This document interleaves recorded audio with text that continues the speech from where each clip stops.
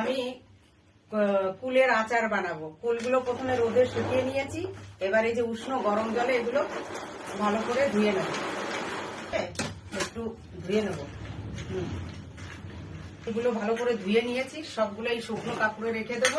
ধোয়া হয়ে গেছে, এবার আমি এটা শুকনো কাপড় দিয়ে মুছে নেবো। উপরে জলটা শুধু মুছে নিতে হবে একটু, যাতে উপরে জল না থাকে। এরকম শুকনো কাপড় দিয়ে মুছে নেবো। আমি ভালো করে এভাবে মুছে নেবো।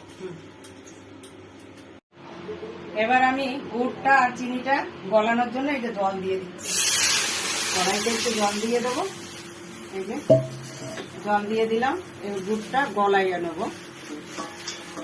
এই যে পুরো গুড়টা দিয়ে দিলাম।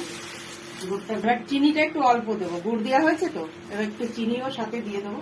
এই যে এটা আর দেবো না। এবার এটা গুড়টা আমি জাল দিয়ে নিয়েছি, বেশি জ্বালাবো না, জ্বালিয়ে নিয়েছি। এখন আমি ফুলগুলো এর মধ্যে দিয়ে দেবো।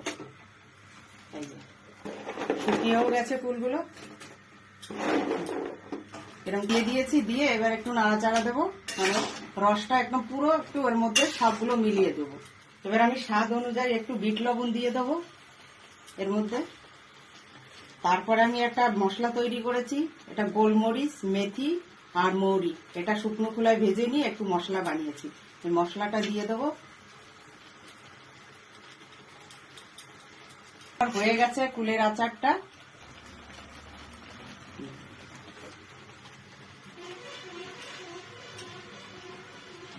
খুব ভালো।